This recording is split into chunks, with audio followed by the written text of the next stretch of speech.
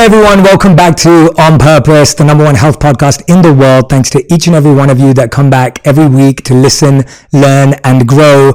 Now, this happens now and again, but there's someone that I've been following, admiring from afar, and then you see they follow you and you just go, I want to connect with this human and I want to get to know them. And someone that when you watch their content, you feel like you already know them. And the few moments I've spent with her, just as she'd been walking into the studio, I already felt like I had a connection with her, and there's a really beautiful warm hug and just like this really positive feeling.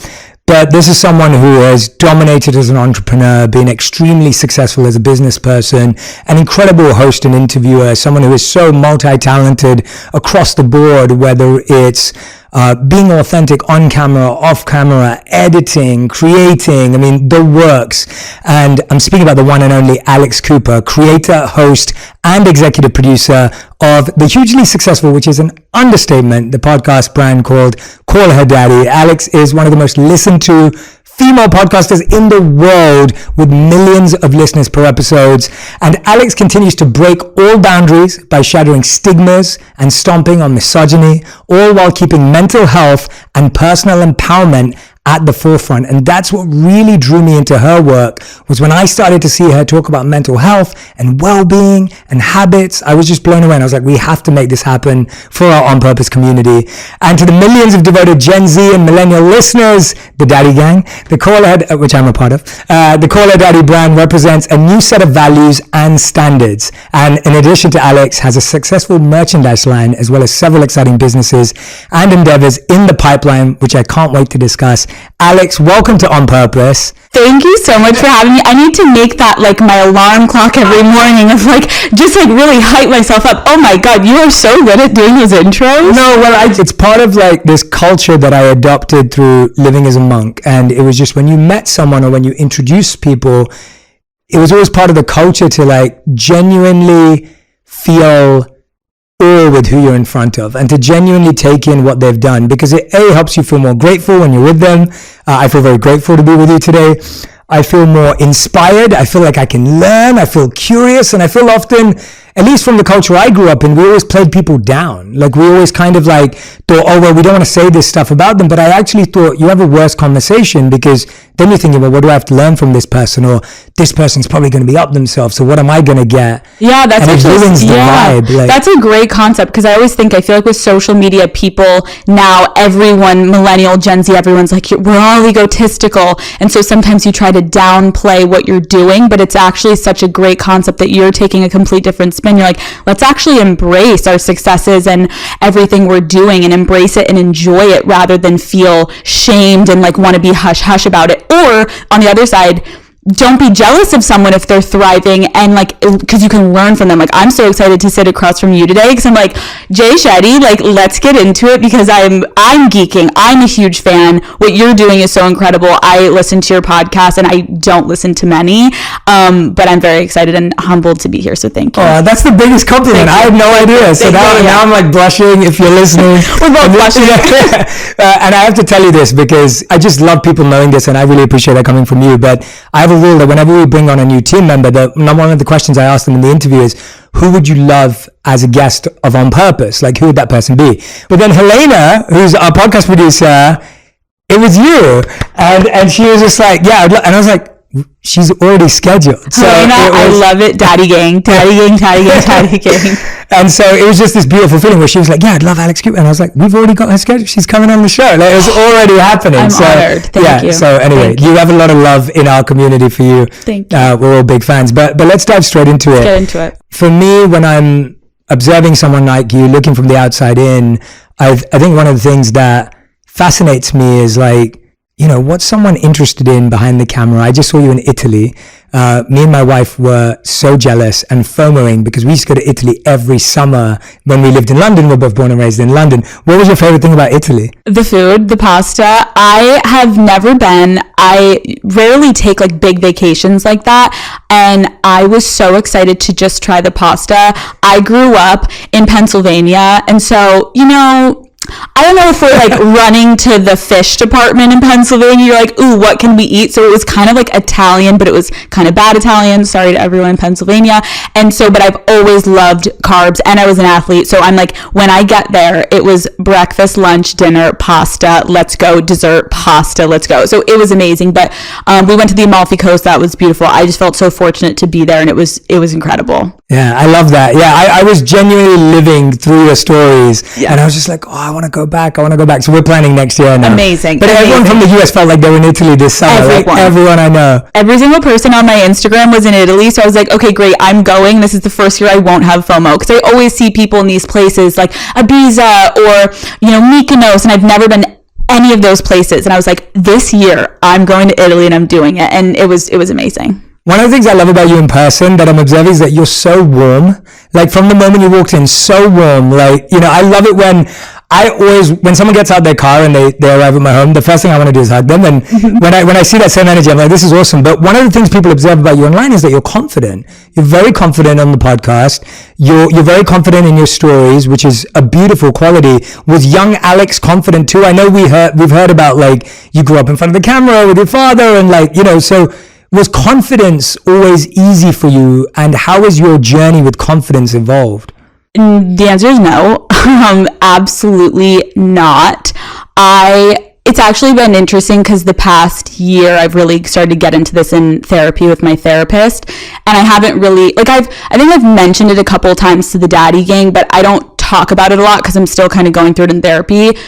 When I was younger, I had a really hard time in school.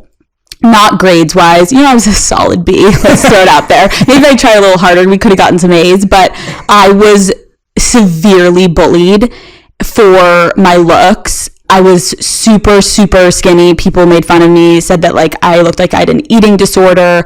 I had awful, awful acne to the point where like I would beg my parents to like let me stay home from school. And it was so bad. And I turned inward a lot. Like I never wanted my parents to know that I was going through it because I was ashamed. It's embarrassing to not be able to connect with your peers, and also I was physically bullied. Like the boys would be like, let's play a game. Her legs are so tiny. Like if we trip her, they will snap in half. And like, it was awful. And I never really talked about it, but what got me through it actually was my dad works in sports and he's a producer. And I remember at like 7 years old, he handed me a camera and was like, go make something. And so my escape from I hated everything about myself. I hated my skin, my face, my hair, my teeth, my body, my torso, my legs. Like I could pinpoint every single thing about myself that I hated, and it was almost everything exterior wise. But inside, I knew I was a good person. I knew I was a good daughter. I knew I was a good friend, but I felt like it was all based on looks of why I was getting bullied. So I turned to creating content. That's what was my escape. And I would go in my basement and I would make music videos, or I would write scripts and make like little short films or silent films, and I would put on wigs and put on outfits and makeup. And it was the first time that I truly felt safe. Like I could be fully myself. Meanwhile, I was fully alone. So I'm like, oh, weirdo in my basement. But it was that and soccer specifically. I played extremely competitive soccer, and I realized why I felt so safe also and seen in soccer, because it was all women. Can you score a goal? Like, what are you doing? So what are you bringing to the team, So I don't talk about that a lot because it was actually interesting.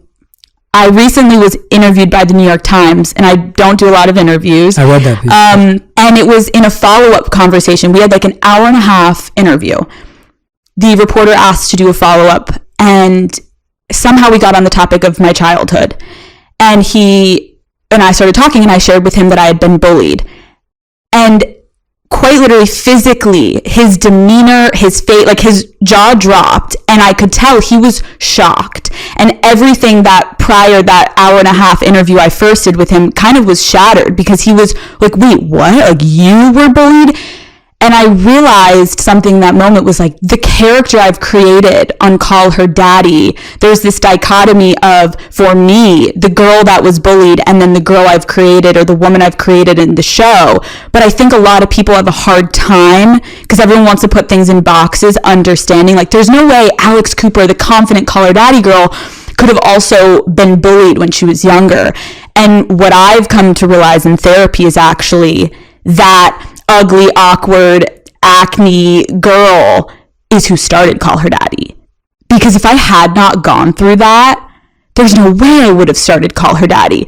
I remember reading Malcolm Gladwell's Outliers, and it was like, you've got to have 10,000 hours to even be considered an expert. By 8th grade, I was considered an expert in editing. I was like obsessed with creating content. And so that's kind of a little bit of my story where I definitely struggle sometimes to open up about it because I'm also aware on the internet, sometimes people are like, you're lying, that's not true. And I think it's hard for me because it's still so raw. Like I still haven't even fully gone there in therapy that I don't talk about it a lot because I don't want to be dismissed or questioned over something that is so personal and still really hard for me to talk about, I guess. Yeah. Well, I want to thank you for trusting us and me and being vulnerable, but also talking about the complexity of vulnerability. I think we live at a time when if someone is vulnerable, that everyone's response will be like, oh, like, you know, or A, people think that's why someone's doing it. B, if they don't think that and they think you're just being vulnerable, sometimes it's complex to say, well, maybe it wasn't that hard as someone's making it out. And then there's a third where it's like, well, can we just listen to someone's experience and recognize that? I think if all of us reflect, like I just realized we have so much in common, which I had no idea. And if you looked at it from the outside, I don't think people would think we have much in common at all, which is partly why I love conversations like this, because I'm like, these are the conversations that bring me to life. So I was bullied for being overweight growing up. I was obese growing up. And so was my wife, actually. And so separately, we didn't know each other at the time, but we were both bullied for being overweight. I was bullied for being Indian because there weren't many Indian kids in my school. And so the color of my skin and all the rest of it, I was bullied for that. And I wasn't the coolest kid in school. I was a straight A student. So I was the opposite. And it was like, and it was considered dorky to be smart, especially where I grew up. And so I dealt with all of that too. And so when I'm hearing you say that, I was beaten up at school regularly. My mom used to come defend me in school. Like that was really embarrassing. Like, and even now when people are like, no way. Like, and I'm like, no, that was my entire childhood. And for me, I turned to listening to Eminem and writing music. So I did a lot of spoken word. I used to produce music. It's why I love word and language and just the artistry of what you can do with words. And then when you said you played soccer, which I know, but I'm like, that is my first love. Like if I could be anything in the world, it would be a professional soccer player, like beyond everything. That is crazy to hear because I agree with you. And that is why I love podcasting and why I love your show, my show, is like you really have no idea what one you can connect with someone on, empathize with someone on, or just like learn about them. And I feel like we've gotten to a point where we want to like discredit and call people out. And it's scary to be open and vulnerable on the internet. And I think like almost my persona, there was parts of me that I had to like try to claw back what I started for Call Her Daddy. Cause I was like, hold on, I need to also like, there's other parts to me other than this salacious, wild, crazy. And it was a great transition for me, which I know we'll get to, but the bullying thing, when you're that young and truly all that matters is peer acceptance and you feel so alone, you hate yourself. And I realized recently, like, I know my persona is one thing, and that's why I always struggle with this. I'm like, oh, I gotta like ease my listeners into like me talking about this because it's a complete different side of myself. But we all have that, right? We all have those things. Like I remember the first time I shared this with my mother was when I was 21 years old in a cab that I had been bullied, and I told her, Mom, in high school, I used to put on 3 pairs of leggings, tape it to my leg, and then put on my school pants just to hope that everyone would think my legs were bigger. Wow. And by the time I would have soccer practice after school, my joints were in so much pain from sitting in class. And I told my mom this quite literally as we're pulling up to Penn Station. She was getting out and I was going to keep going. I told her this as she's getting out of the cab and she's like, Alex, like what? And it was my defense mechanism of like, I don't really want to talk about it, but I need to let my mom know what I was going through. When I look back, thank God my father has been the most supportive person in my life with my career. And I'm so grateful for that. Like any moment I needed anything, he was like, let's go find you. I want to make a green screen in the basement. And he's like, let's go to Joann Fabrics. Like, here we go. Let's go to Home Depot. Like, let's go lights. Like I was so fortunate to be raised by people who support me. But I also realized I had these like people pleasing tendencies and I still catch myself doing it in media. Like, I just want to be liked because of my childhood, because of feeling left out. And it's hard. And I think comparison, like my best friend was the beautiful doll baby, perfect girl that I wanted to be. And it's like, there's so many remedies I tried to look up on Google when I was younger of like how to like fix your skin and how to make your legs look bigger and is there a procedure? And it was like, I just can't believe how much I hated myself. But I truly don't believe I would be sitting here if I hadn't gone through that, because I think that's the thing, like you just said, you had no idea what I went through, right? Why I feel like I am half decent at my job is when I sit down with people, there is this empathetic side to me that, maybe I don't need to talk about, because I don't think I need to prove anything to anyone as to why I'm a good friend, why I'm a good daughter and partner. But like, it really does come from feeling so alone and isolated and hating yourself that in those moments when I'm in my basement making and creating, I had to find a way to love myself, because I found like this journal of mine when I was younger. Oh my God, it's so sad. And it was like really dark thoughts of like, what if I did this? Then the kids would feel so awful. And it's like, whoa. I was really alone when I was younger, and I never talked about it. And I had a friend recently that shared similar thoughts with me, and we were best friends, and I had no idea what she was going through, and she had no idea what I was going through. So it's just like a reminder of like, we really don't know. And I know it's such an oversaid thing, but you have no idea what people are going through. And I think especially with social media, we can make judgments, especially snap judgments. You see a headline, you see a picture, but like, we have no idea what people are going through. Yeah, absolutely. I couldn't agree with you more. And I love the point that you're making that. And I think everyone has it through some way, whether it was your parents, whether it was your friends, whether it was your peers, there was someone who made you feel less than in your childhood, inadequate, incomplete. And now we're all in our creative endeavors seeking that completion through whatever role, character, whatever it may be. And I think people forget that half the time the most successful people who do the most incredible things did them because they had this huge gap and hole to fill. And the world needed to fill that hole and gap. Absolutely. Only then to realize that doesn't work either. Right. To then have to go the other way. But sorry, you were going to say something. No, I agree with you. It's like there's a reason I'm so passionate and interested in what I'm doing. It's because like I love connecting with people. I love learning about people, because I know that the dichotomy of call her daddy girl versus ugly, awkward, acne girl, it's like you don't expect it and you don't really understand it until I fully explain it, which I know I haven't explained yet. But it's when I sit down with people, I love learning about people, because we're all going through such similar things. It may look different, it may feel a little bit different, but depression, anxiety, happiness, love, joy, whatever emotion, like we are all human beings. Yeah. And we genuinely actually all can connect. Yeah. Every single person can connect on at least one thing in the world. And so I feel like we've kind of lost that along the way. And I think with shows like ours, like I hope it brings a little bit of that authentic nature back, because we're looking past like what could be inside of someone. We're just looking on the surface level. And that to me is a nightmare, because when I was younger, I didn't want anyone to just take me by my looks, because then I wouldn't be given the time of day.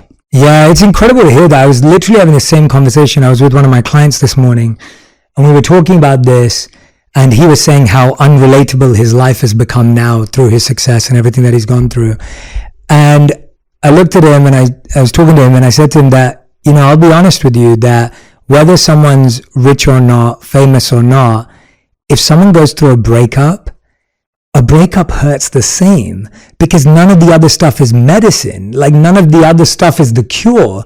So whether you have fame and status and wealth or whether you don't, if you go through a breakup, if you lose a parent, if you lost your job, like, or you missed out on an opportunity, there is a similar amount of experience, human pain that you go through.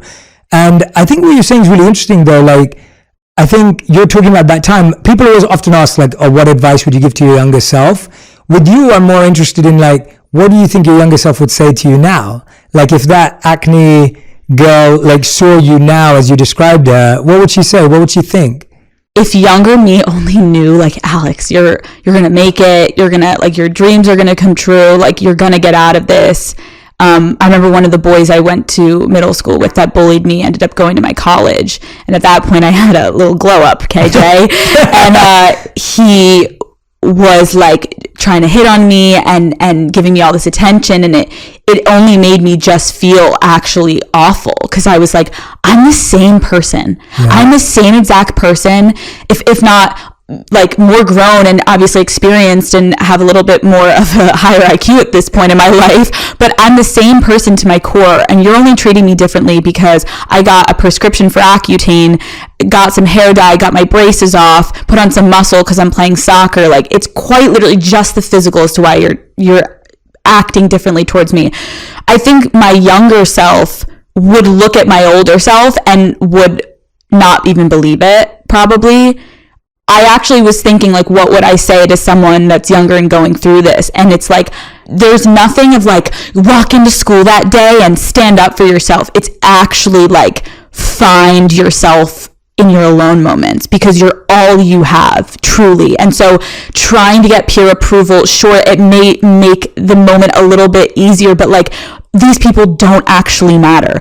They matter to me, to my core of who they've made me, their impact on my childhood and making me hate myself. Like, it's so crazy. I always think about before like 5th or 6th grade, we're so innocent. You have no almost concept of even what you truly look like, or your peer dynamic, or, oh, boys are looking at me and I don't have boobs yet and my friend does, and so I'm not on their top 5. And I know it sounds so, just dumb, but it so means so much when you're that young. So I look back and it's like those years where you start, especially to be judged for what you look like, when we're actually just trying to figure out inside who we are, it's so problematic. Right. I definitely think that it affected me of what I did put emphasis on my looks. I can talk about that in therapy now, like hating every single thing about myself. Of course, I was like, I want to go bleach my hair. I want to be the girl that I saw on the magazines. And then I did all of that.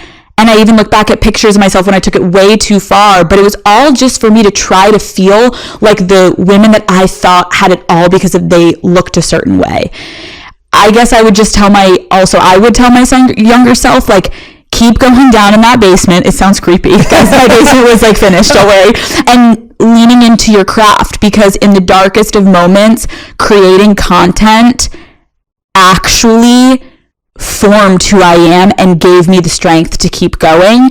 And it made me a full, whole individual in my own right. And when I was getting bullied and when I was going through those hard times, realizing I'm going to turn my passion into my purpose, that's all I needed to be like, okay, let's keep going.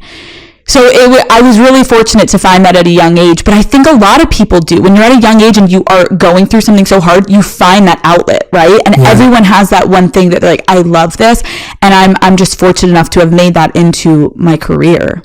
Alex, I love listening to you. Like, I'm just so happy right now, because I'm like, what we're hearing, and I love what you said earlier, that you're in therapy right now, you're working through this, and so you haven't shared so much of this, but I'm just hearing so much coherence and so much clarity, and it's so beautiful, like hearing someone who's gone through so much pain, so much stress, and yes, externally there's the success, but then to hear what's happening internally, and you've just reminded me of a moment of my life.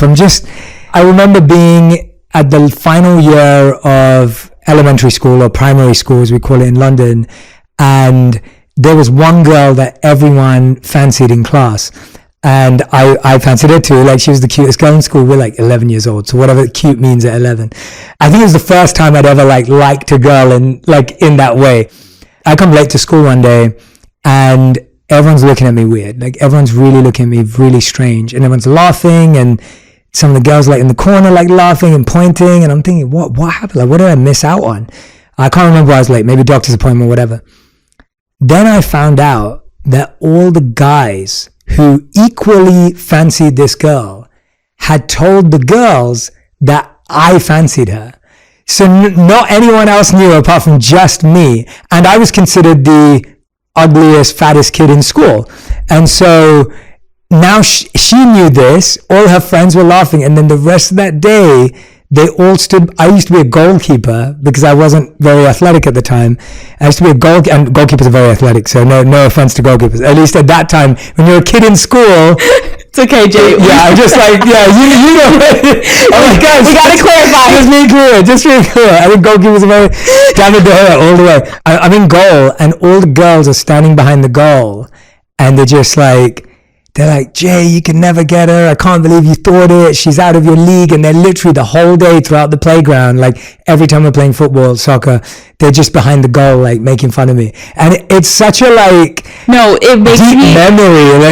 It makes me honestly, because I think it's interesting. I even watch you. We can smile through it now, but it honestly makes me want to cry when I think about it. Because even hearing that, like, I can picture that happening to you because it happened to me, and it's so traumatizing when that happens to you, and you literally are just fighting back tears, and you're like, just get through it, and all you want to do is go home, and it makes you hate interacting. It makes you nervous. You get really like clammed up, and it's awful. Like, I remember when I was in middle school, also, like, my teachers, I went to Catholic school.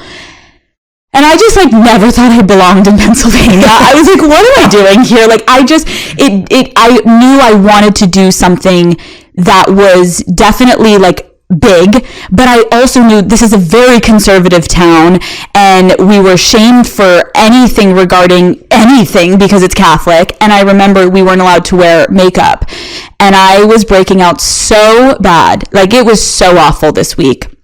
And it was finals, so I couldn't skip school. Like, I would beg my mom to let me skip school, and she, thank God to my mother, would see when I was really struggling, would be like, okay, you can stay home. I put a tiny bit of concealer over some of my acne because I would sit next to this kid that was like the coolest kid in school, and I would always be so upset because he got to see that side of my face. And in front of the entire class, my teacher, I want to call her out, Mrs. G, I'll just say, okay, I'm like getting there. She comes over to the entire class and looks at me and goes, Alex, you're wearing face makeup. Go to the bathroom and wash it off. She escorted me into the bathroom, made me rub my skin raw in a school bathroom, no soap, just water, scrubbing it off. My face was so red. And I remember just being like, can I go to the bathroom? She's like, no, get back to class. And I just trying to hold back tears, and my entire face was inflamed. And I was like, so now I'm not even experiencing bullying from kids. Like, this is like, how does this teacher not know? And she has kids. So it was like, it was a lot, but I will say it made me who I am today. I look back and I'm like, had I not gone through all of that, like I said earlier, I know who I am now. I didn't back then. I was trying to figure it out, but I know who I am now. And I know my morals and my values. And I know that a lot of that stems from the pain that I went through. And I am a very empathetic person. Maybe I don't show that a lot on my show, but I think it's all relative. I'm like, oh, if I could go back, would I redo it? No, maybe I would have wished I told my parents a little bit more. But still, I think it made me really turn inward, and that created a different level of strength and self-reliance that like I can't even put into words. So that is such a powerful point. I mean, you've made so many amazing points that I'm going to be drawing together for all our listeners at the end, but like, that is such a powerful point that I think, and I don't want to tell people to go either way, but there's a different strength that comes from going inward than the strength that's required from asking other people for help. And both strengths are important. Like, going out and knowing to ask your mom or your dad or your best friend for help is extremely important, but knowing how to go and ask yourself for help internally is equally important. I think that is such a beautiful point. I've never heard it been put that way. Thank you. And I love that idea of, because I feel the same way. I felt so isolated and alone. And even today when I feel that way sometimes, but now it's become solitude, it's become a strength because I've got used to depending on myself. And I know what that feels like when I'm like, I'm all I have. And I know what that feels like. So now it doesn't scare me. Totally. Whereas at 12 or 13 or 14, it really did. I think one of the things we're talking about is an evolution in identity and awareness. And this has been something that I've struggled with as things have become more public as well, because so I went from being that kid that was bullied to being fairly in with the cool kids in high school, to then going to college and being a budding spiritualist. Like my college life, if anyone met me at college, they'd be like, Jay was like nice and loving and spiritual and mindful and all these things that I was practicing. If you spoke to my high school friends, they'd be like, Jay was a party animal. He drank too much. He was crazy. Like he was the class clown. Like he tormented teachers. Like that was my reputation. And so you get this complete dichotomy. And I feel like every transition my external life took, I saw it as an opportunity to become who I wanted to be. So as I left high school, I wanted to become this mindful, thoughtful individual, and that's what I was at college. And then I went off to be a monk, which was a whole different external identity. Left that, and now obviously doing all of this for the past few years, and so many more in between. But the point is that I've given myself permission to accept that I am the same and different person all at the same time. So beautiful. Right? Like, and I've given myself that permission even when other people haven't. And I feel like I'm constantly going through that where I did used to be a monk. I'm not now. I'm married. I have a home. I have businesses. I have money. Like so life has changed. But there are parts of being a monk that are still me. They're still there. I still think like a monk, and there's parts of my lifestyle that are still like a monk. There are parts that are not. So coming back to you, you've also been on an evolution of identities. We've just talked about a very clear one. You then have the beginning of the podcast, which is very well documented. It's all there. I don't want to dive into it. And that part of the journey is there. And then now it becomes another label where it's like Spotify, 60, like it becomes so like diluted to a number and a brand. And you can go wherever you want to go with this. But the question I'm asking is, what has been the hardest part of that evolution for you to where you are now? And what do you think people misinterpret about that evolution? It is difficult because I feel, especially as a woman in the industry, I have to tiptoe on not being overly confident. Like, I think women can all feel it. Don't be too much of this. Always veer on the side of just be quiet. Well, I've got a podcast. That's a little bit difficult, right? So I definitely have struggled with the person and who I've become is confident, and I want to embody this confident and determined badass CEO running my life that any woman could do what I'm doing, right? In whatever aspect they want to do it in their life and whatever their passion is. But it is difficult when then I walk into board meetings or meetings with these men that, and I'm like, I'm telling you what I want. And I feel like if a man was sitting here, it would be a very different conversation. If anything, he'd be going light. And so I've struggled with, why am I always called the female Joe Rogan? Does anyone say, oh, Joe Rogan's the male Alex Cooper? No, we have similar numbers. We have really loyal audiences. We both are with Spotify. And no shade to Joe. I'm actually just saying it's frustrating that it is a dequalifier. It's putting me, comparing me. It's not even comparing me. They're just saying like, oh, she's basically him, but like as a woman. I don't want to be compared to anyone. And it's been hard for me to do it in a way that, I'm not coming off as like angry and mad. And I think there has been times where I feel like I can't be all in business mode at times as I want to be, because I'm, as a woman, going to be labeled. And it's like, no, I actually just know what I want. And I'm a boss, and I am running a huge company, and I have so much going on, and I don't want to waste anyone's time, and I know what I want. What a concept. So I think that is something that people have misinterpreted also on the internet of like, oh, she comes off so like, I don't even know if it's aggressive. Like, I think as a woman, especially, even if I don't know what I want, pretend I know what I want. Because we're at a time where, as we've seen in the world, we are not equal to men.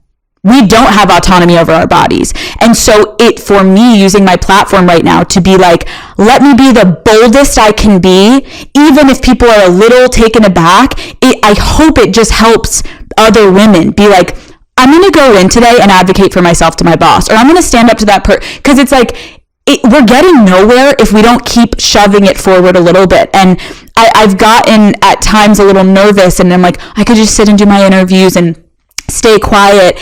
But that's never who I've been. I've always had an opinion. I'm a Leo, okay? I know what I want, but it is hard because it's like I think there's a lot of people that are a little skeptical of a really, and I hate when people say loud. Am I talking that loud? No. People are like, she's so loud. I'm like, am I loud? Or am I just speaking about something that maybe you don't want to hear because you don't like change? And we need change.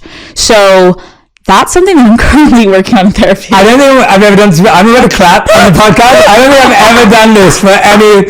Now I'm just going to clap. I'm going to take a moment to clap. And there should be more people clapping. Hello. Jordan, I need some more. Come on, Helma. There you go. Oh my God. I've genuinely never done that podcast ever. Like this is the only time, the first time that we've done it. I really mean that. Everything you just said, like, it's so true. I'm totally aligned with you.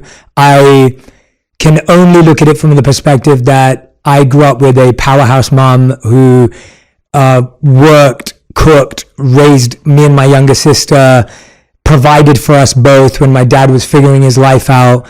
My mom was the breadwinner in the house. She was the one who helped me with my homework. She taught me how to shave. like that's literally who my mom was in my life. And so I grew up seeing the most powerful woman in the world, in my opinion, as a young boy. And like my mom would take me to all her meetings at night, whatever needed to happen. And then I was kind of like a father figure to my younger sister. And so I've seen it in her too. And I've seen like the stuff she's gone through at work and wherever it may be. So I can only empathize from that perspective. Yeah. But when I'm listening to you speak, I'm just like, it's sad that we're still there. Like it just pains me. I'm like, how can we still be there? And how can we still be stuck there? And I want to dive into the gender part with you because I do think it's important that we talk about it here.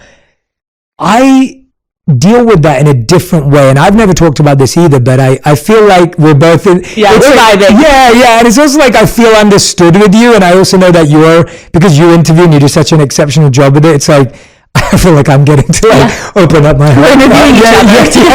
I'm like opening up my heart to you. But no, I mean in the sense of, so I often get perceived as like, well, Jay, you're a monk and you're mindful. So you're not allowed to be driven and ambitious. So if I have goals in a business meeting or a PR meeting or whatever it may be, it's like, oh, but Jay, like you shouldn't have goals, right? I'm like, wait a minute. Why can't I have both? Yeah, can I not be both? Am I not allowed to be both? Like, yep. And so people are constantly like, but Jay, like, and it's like, if we reach for something, and I come from a background of, I was straight A's, I worked in the corporate world, I'm highly organized, I'm a high performer, it comes naturally to me. And that's me. And then I was a monk and I have the meditative side and I meditate for 2 hours a day and I wake up early and take cold showers and all that kind of stuff. But it's like, to me, I've tried to put both together to create this real world because neither one makes me happy without the other. So I get the perception of, well, Jay, how can you be mindful and driven? How can you be ambitious and meditate? And I'm like, but that's what we should be encouraging people to be. Like, I feel like it's because we have gotten so comfortable putting things in boxes. And I love that you're saying that because it reminds me, this is, I think, such a relatable topic. Take me and my deal and my podcast and being a public figure out of it. You mentioned something about how you're these different stages of your life. And I feel like it's so normal and healthy, honestly, to progress and almost be different people of your versions of yourself and try things out. I remember in high school when I was a little bit more now secure with my looks, okay? And I was now the jock. I was on the soccer team. I was a freshman. I was thriving with my soccer girls. They were like big on campus.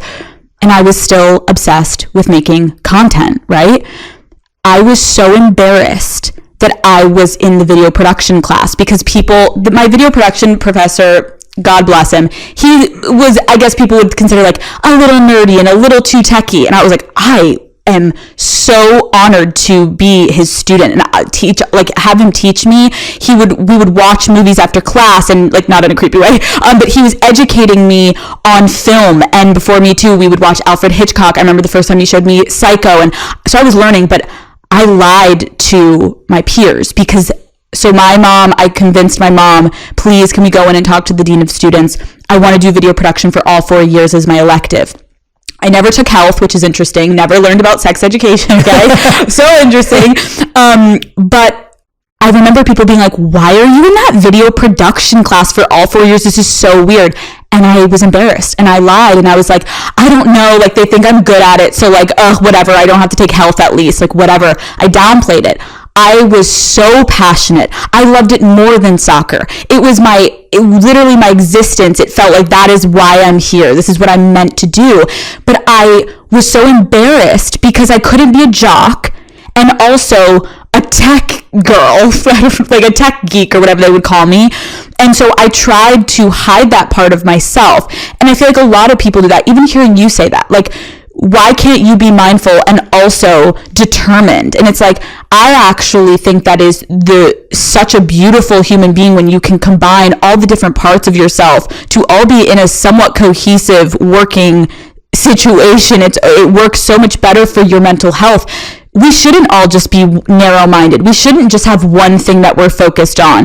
Do you have a relationship? Are you a good friend? You don't act like to your romantic partner like you do to your friend. What about, are you a good son, a daughter? Like, it all is in the scheme of being humans. We have to have multidimensional parts of ourselves. But something about being in a box, it doesn't work, Jay, if you're both of those, because it can't be true. Well, why not? And I think just talking about it, anyone listening, you should not veer away from a passion because it doesn't align with something other publicly that you're doing, because it's like almost a contradiction. I love a contradiction. That is what I do on my show. They're like, well, you said this last week. I changed my mind this week. And not in like okay, Alex, well, we can't believe anything you say, but things change and things shift. But we have to be cognizant of how we're embracing different parts of ourselves, because if we try to not do that and just stay in one lane, we're not going to grow, we're not going to be happy with ourselves, and we're just going to be appeasing the people around us instead of, what do we want? I appreciate you sharing that, because I think it's a really relatable thing of like,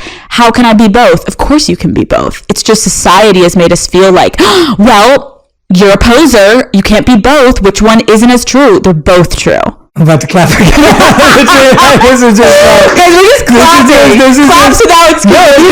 These are all TED Talks. Like, it's just one after the other. No, but you're inspiring me. No, I hope it's okay. Like, I'm opening up because I just feel like the stuff we're talking about is relatable in different ways, right? Like, I don't know what it feels like to be a woman in the industry. I never will. I will never be able to be like, I get that. I totally know what you mean. But I get what I'm feeling in the same expression of, sometimes I feel told to be quiet. Sometimes I feel told to be like, well, Jay, you shouldn't have that desire. Like, I'm told to like calm down sometimes, not because I'm aggressive in any way, but in the sense of just because I'm a driven, ambitious person. So going back to what you were saying earlier, there's a part of it where it sounds like, especially, and I love what you said, like, it's not about what Joe's doing. It's not about what anyone's doing. It's just, why does everything have to be a comparison? And that then starts to be a respect issue, right? It starts to be an issue in like, are we giving enough respect to what you've achieved and what you've built? In the same way as, are we giving respect to anyone else for what they've achieved and what they've built? What has been your relationship like with respect? It's hard because there's a couple dimensions to it, right? My listeners quite literally, and I know this sounds corny, but like truly feel like an extension of myself. We have an understanding. We have talked about the most deep, in-depth, maybe taboo topics, uncomfortable topics. And when I meet the Daddy Gang, shout out everyone listening, that's Daddy Gang. When I meet the Daddy Gang out in person, I always joke, because whenever I'm with anyone, they come up to me and they're like, oh my God, Alex. I'm like, hi, what's up? And they're like, okay. And they start talking. And the person that's with me, that's my friend or my parent or whatever, they're like, oh, who is that from college or high school? I'm like, no, that's Daddy Gang. Like, wait, you guys just started talking about her break? Like, what? We had this understanding of like, if you listen to Call Her Daddy, and I'm sure you have that with your audience, like you build such a rapport. The respect I have for the Daddy Gang and my listeners and people that give me a chance, it is so mutual and it is so beautiful. And I can't still to this day believe what has been built of Call Her Daddy and the Daddy Gang and my relationship with them and theirs with me. I think where it becomes a little bit of a struggle is in the beginning of Call Her Daddy, it was this beautiful storm, right? A female-led podcast working at Barstool Sports, which people are like, oh, is that a misogynistic company? And it was like actually the perfect storm of like, oh, I'm a woman and I'm going to have the biggest show at Barstool Sports. Watch me dance. Okay. And it was like this really cool challenge. But I think because of the nature of the content at the beginning of Call Her Daddy, it's difficult because I am in no way, shape, or form. I wouldn't change one thing about the beginning of that show. It was so provocative and in your face, and women needed it at the time. It was like, oh, instead of, because I think the feminist movement has had many different forms, right? It continues to change and evolve. And at that point, as someone who had just graduated college, everyone can be a feminist, right? And you can have a different version of how you associate it with it. But as long as you believe in the equality of the sexes, boom, okay. And you respect women, great. But for me, it was like, if men can say it to us, let's say it right back. And they're not going to like it. And it's going to be really uncomfortable, but let's go for it.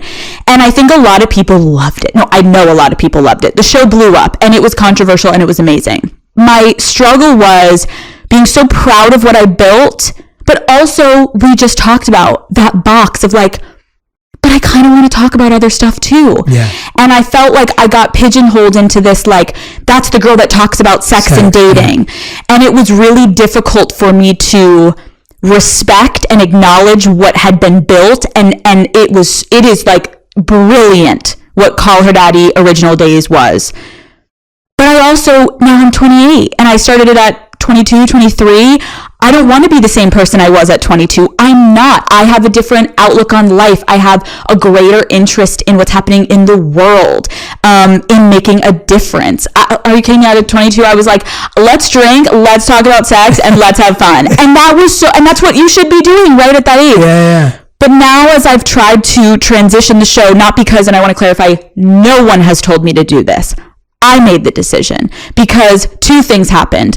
In the pandemic, I think when you talk about something like sex and people are so freaked out by that concept and a little nervous to, I remember back in the day, engage with the brand because it was like, oh, they talking about sex. That is one of the most intimate topics that you can really talk about, and a universally inclusive topic, right? We all think about it in some capacity, right? I felt like if I can talk that deeply and that openly and that vulnerably on this platform to millions of people, still in therapy about that. Why was I so okay doing that? We're working on it, okay? But the point is if I can do that, my audience was ready when the pandemic hit.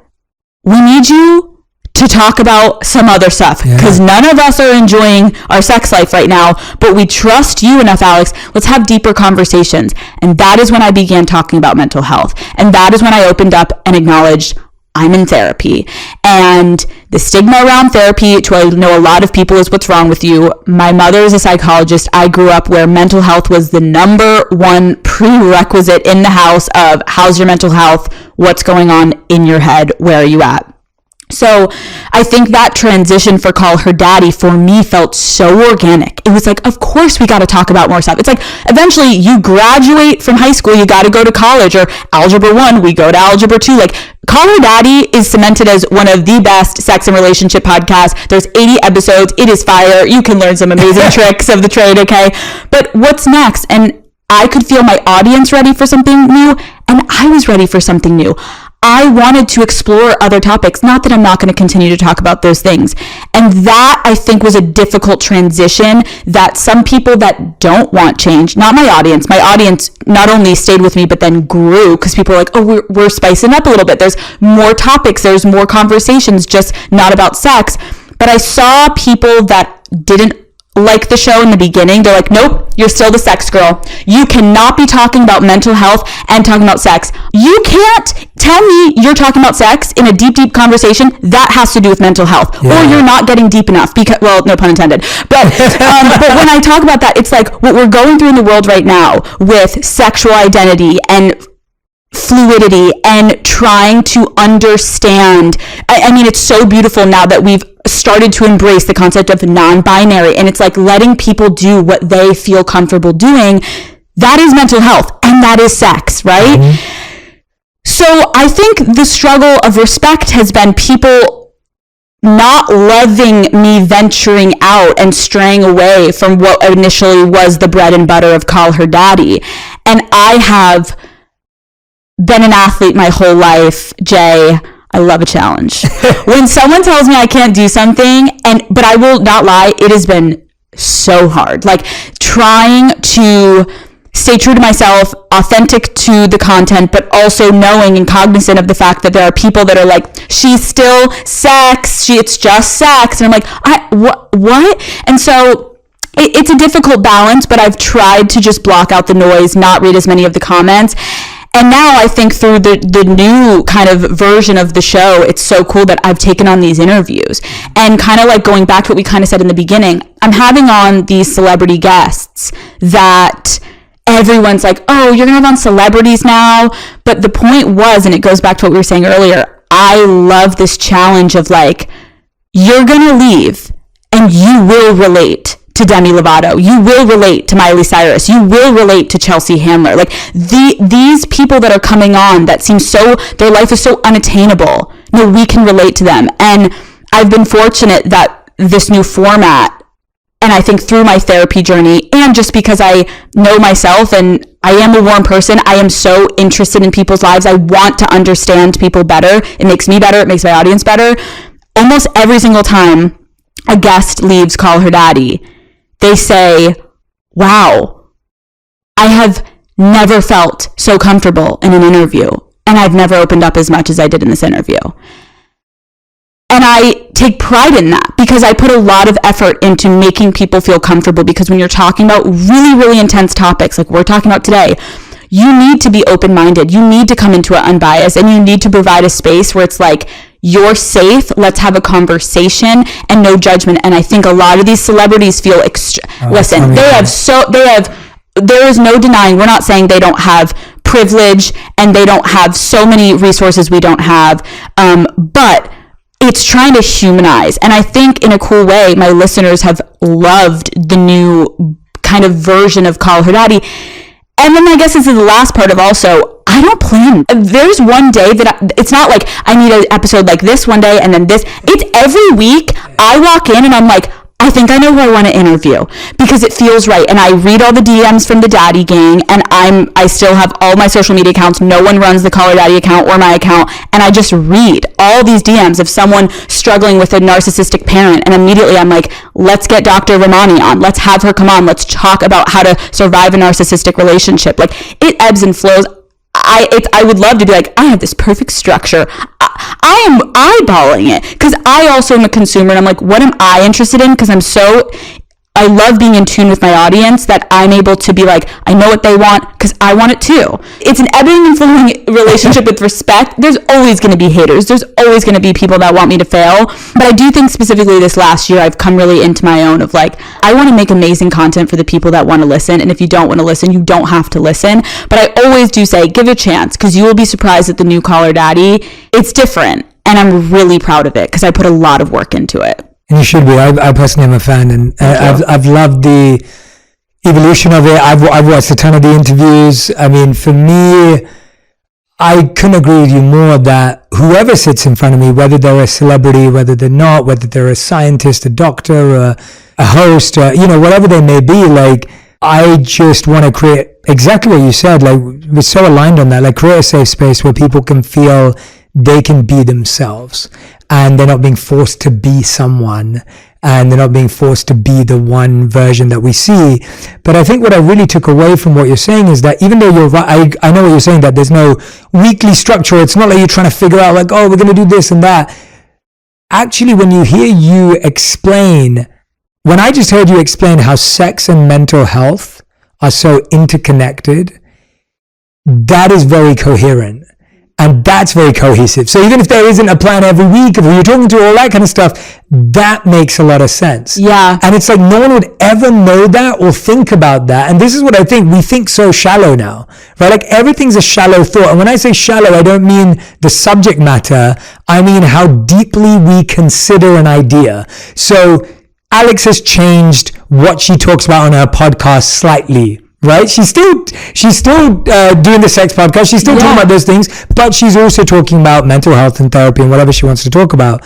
That's a shallow thought. Oh, Spotify's told her to do that. She can't talk about sex anymore because whatever, right? Like whatever it is. I don't know what it is. I'm literally making stuff up. But then when you take that thought deeper, you go, okay, wait, when I actually listen to Alex explain it, she's like, I should be willing to talk about mental health and sex because they're so interconnected. They are. I should be able to talk about mental health and anything in my life because it's so interconnected.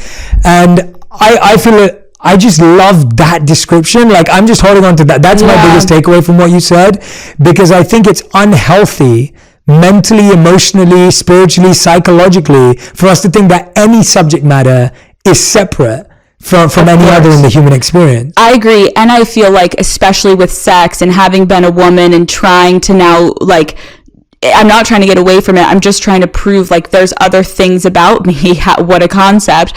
And that respect has been something that I keep pushing up against, of like, it almost, I think at first, I'll be honest, made me want to go so far away from it because it's what everyone just wanted to pigeonhole me as.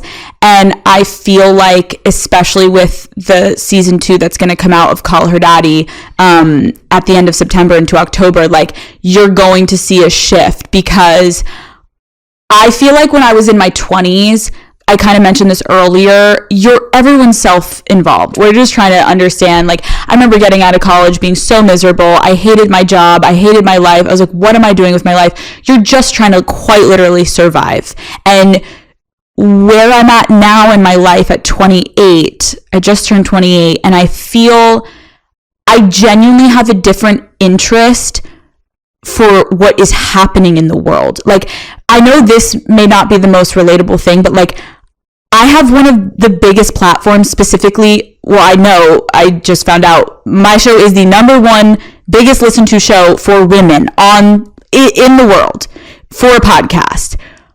All I think when I hear that, that's great. Let's frame it. My mom may frame it. Responsibility. That's what I take from that. How am I not going to start talking about deeper topics and things that are genuinely going to affect generations to come? Having such a big platform, I feel a sense of responsibility of, what am I doing? Open my eyes, start reading the news. Like, I just feel there's a different level that I'm taking this show to, and it's not to become preachy, and it's not to become political, and it's not to become in your face. It's going to have that same genuine nature Call Her Daddy has always had. I am coming to them just having a conversation. I want both sides to participate. I want people to feel so comfortable. I'm not asking you anything. I'm just wanting people to listen and to maybe have a thought-provoking conversation that could potentially change your mind or strengthen your view on something. I feel like in a world of such snap judgment because of social media, people are inclined to make decisions so quickly based off of a headline or a photo or whatever it is, or gossip.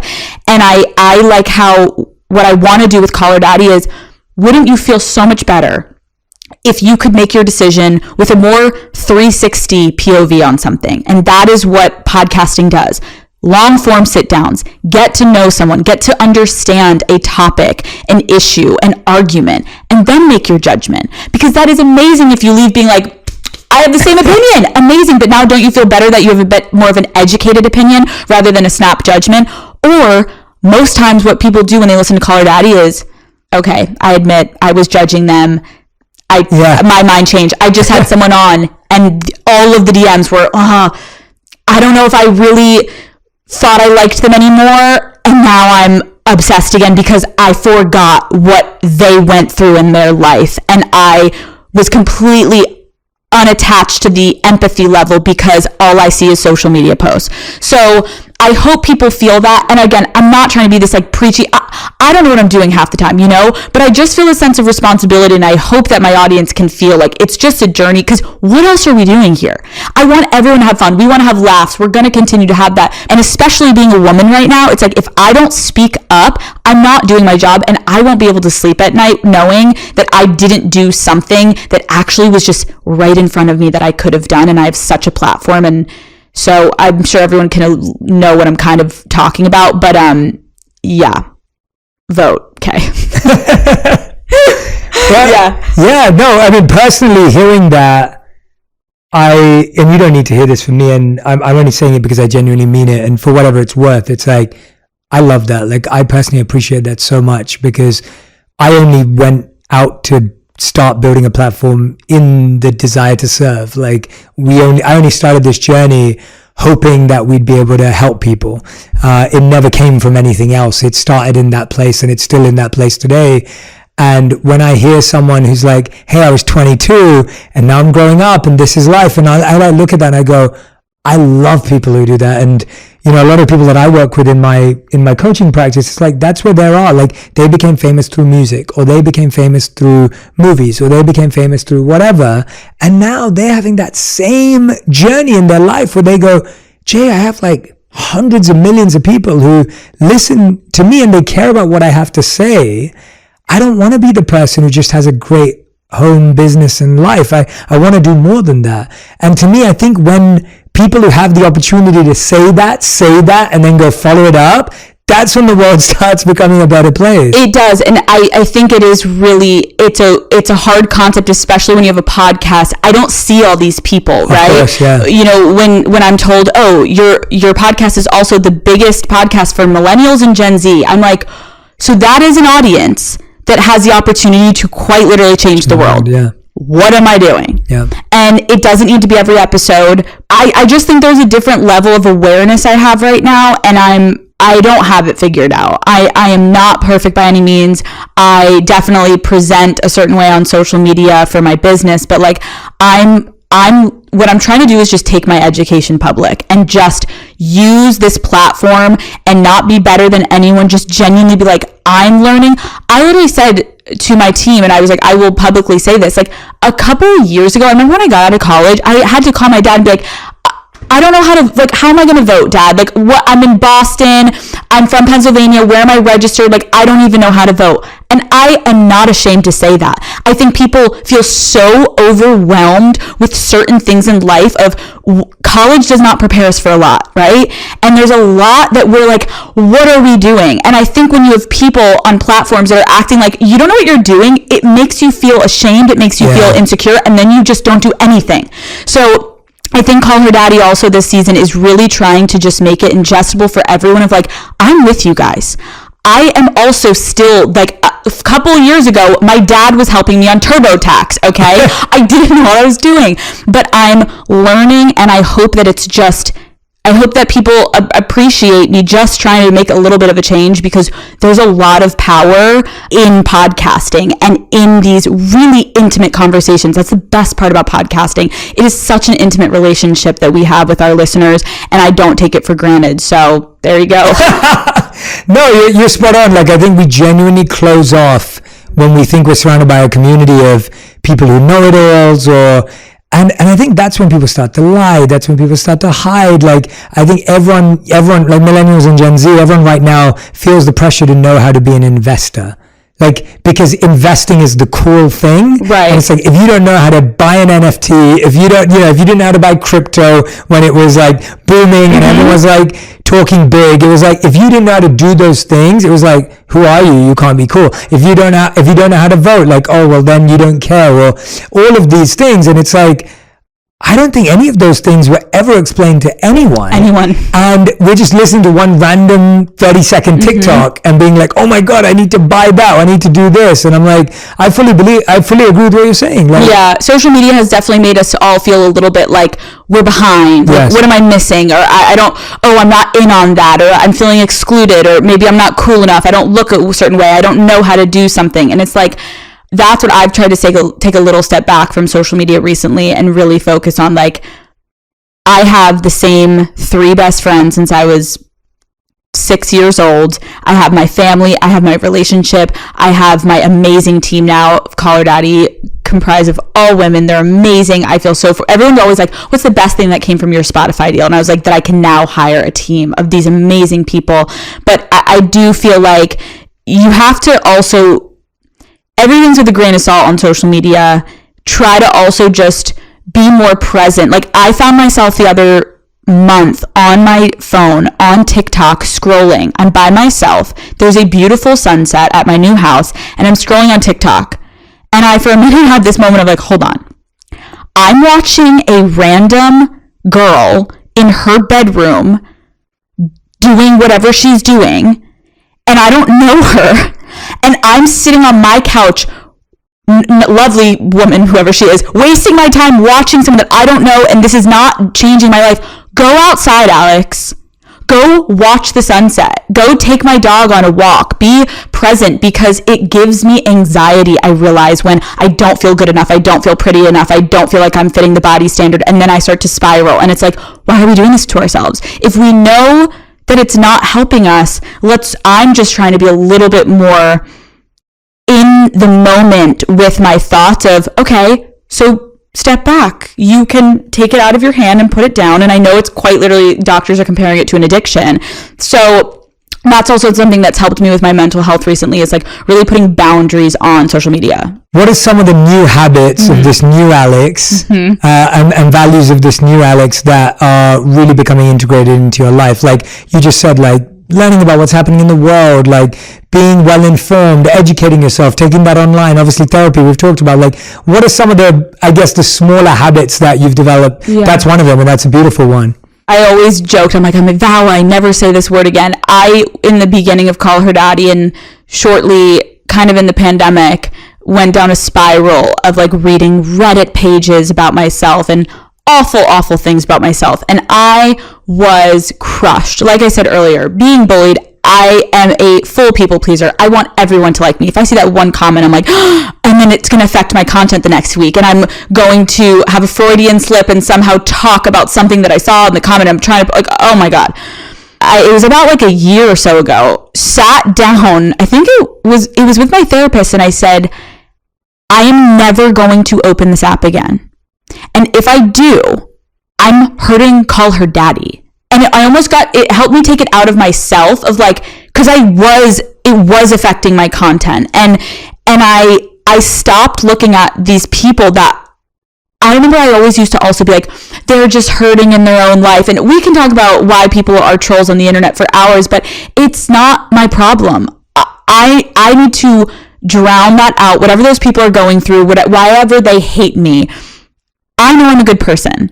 I know what I'm trying to do. So I stopped reading that about a year ago, and my life, I feel like a different human being. I am taking notes from people that truly care about me, and I'm someone that my producer was like, it's interesting, you love a note. I love a note. I love someone to tell me when I'm doing something wrong, what I'm doing wrong. I love a note. And so I don't surround myself with yes people. I came to LA and I had to make a decision of, who I wanted to hang out with, what I wanted to do. And like, I am sticking to the people that I have known my whole life. I am not open to meeting new friends. I have made new friends in LA, but I'm very specific about who I share my time with. And I think that is totally fair to say. And I think sometimes people are like, oh, this is that, or, oh, you don't have as many friends.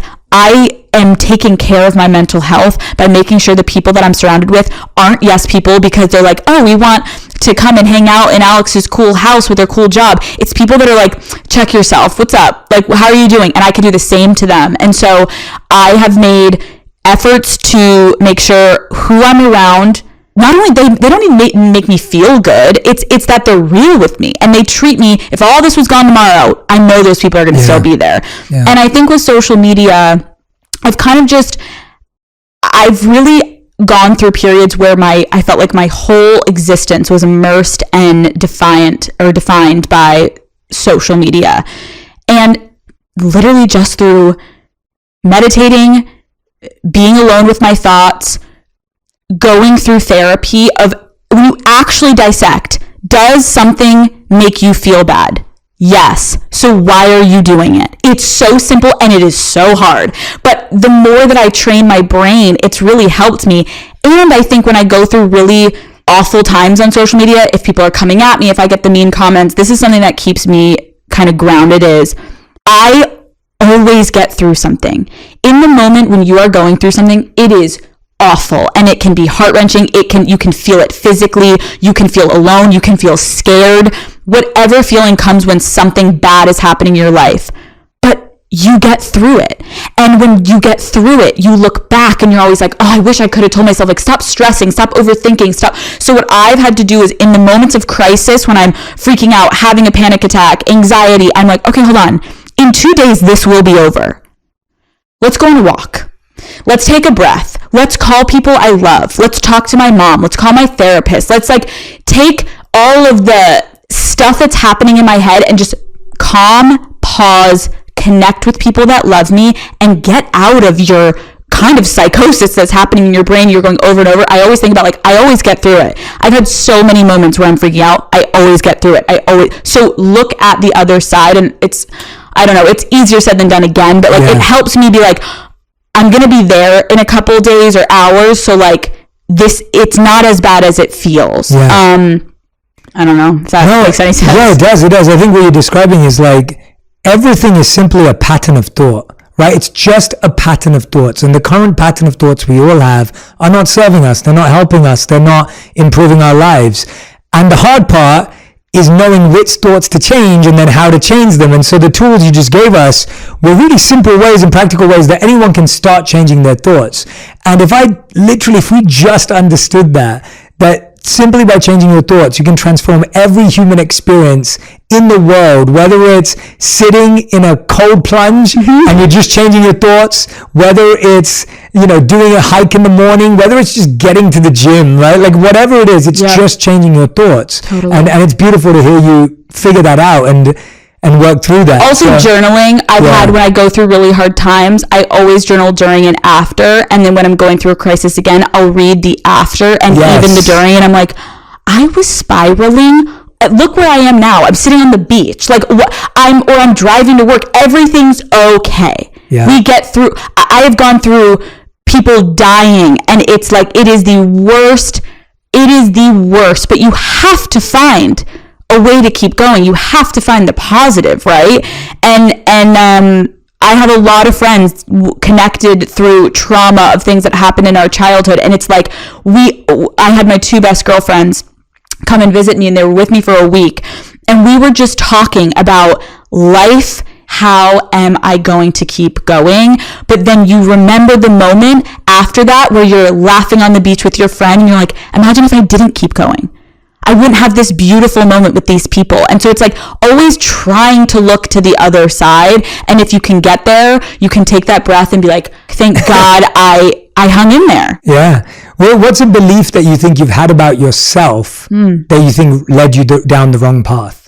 Like, is there a specific belief that you once had about yourself that you think kind of went the other way? Like you just said, sometimes you have to push through. Right. But sometimes we carry a belief about ourselves and we end up somewhere we don't want to be. I think because of things that have happened publicly, and there's so many things that have happened publicly for me in my career, I would say it really hurts me when people assume I'm a bad friend. My entire life, that has been the one thing I have felt I'm proud of myself for, truly. Like, my friendships are so valuable to me, and I take such pride in those relationships. And when you have public things and it happens to happen with a woman, it's like the person that comes out on top is the villain, and then the person that didn't is the victim. And I'm not like going at anyone saying that they're calling themselves a victim. I'm just saying that's how the public perceives it. And so as a woman, it upsets me. And I would find myself really struggling at times, being like, I know I'm a great friend. Like, I had a friend recently say to me, because she's going through something, and almost like through the tools of my show and therapy, she mentioned to me, she was like, I've never felt you being a better friend than in this moment. Like, I can't thank you for how much you're taking on for me. And I was like, I'm in a good place right now. Like, it's all I can picture doing is helping a friend and being there for someone, because you've been there for me when I've been at the absolute bottom. That's how friendship works, right? And I think friendships are so beautiful because you have to choose to keep it moving, keep it strong. A romantic relationship, it's there. You're together all the time. Friendship, that's hard. My friends live across the country. My 3 best friends do not live in Los Angeles, California, and it is a constant effort. And they know me just as much as I know them, and we have been through so much together. But I think that kind of ate at me, and I'm sure you've had it, of like, there's nothing worse than when someone believes something about you that you're like, oh, like, I want to prove that's not true. And I have so many things that could prove that that's not true. But I've had to work on in therapy of like, I can't please everyone. And do my friends know I'm a good friend?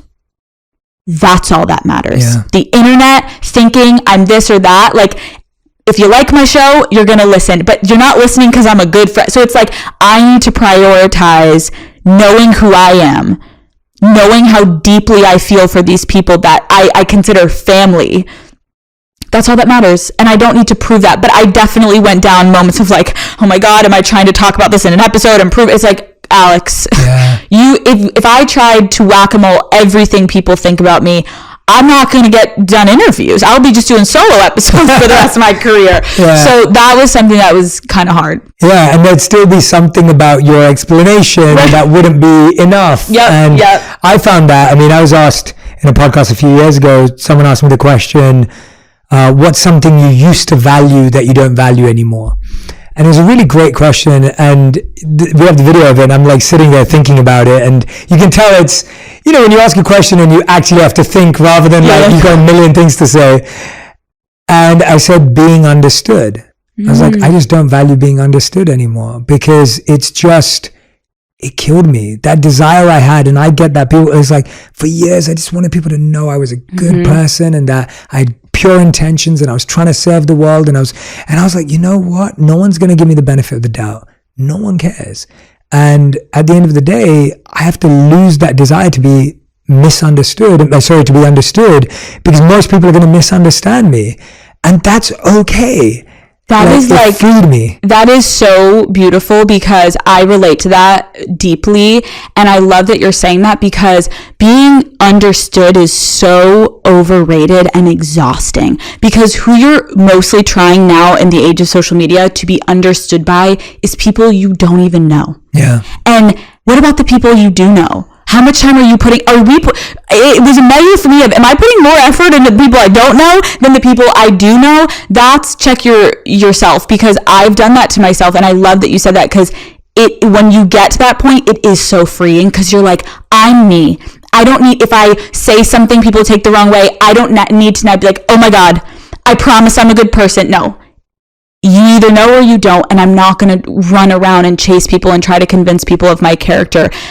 I go to sleep at night. I know I am a good daughter, a good partner, and a good friend. And I know I am not perfect by any means, but I am trying every day through therapy, through just looking inward a lot and trying to be with my thoughts and being more present with the uncomfortable silent moments, trying to just be a better person. And I think it sounds corny even when I say it out loud, but like, what else are we here to do? You know what I mean? Like, are you good with the people you love and who love you? That's kind of all that matters. And the rest is noise. And we have huge platforms and it's so great. But if all of it ended tomorrow, I would be okay. Yeah. And I don't think I could have said that a couple years ago. And I don't want it to end. I love you all. But it's a good feeling, because then I can really put all of me into the podcast, because it's like, I'm going to be me and I'm going to do me until I don't want to do it anymore. And no one can tell me otherwise. You know what I mean? So it's kind of a freeing feeling. Yeah. And here's what we know. We know that the people that do listen to us every week, they do know us. Like, I feel so seen, heard, and understood by my community that listens to me here. And whether they listen to the solos or these guest episodes, like, I know they know me, they understand me. And I always say that if you see me on the streets, please come and say hello, because we can have a great conversation.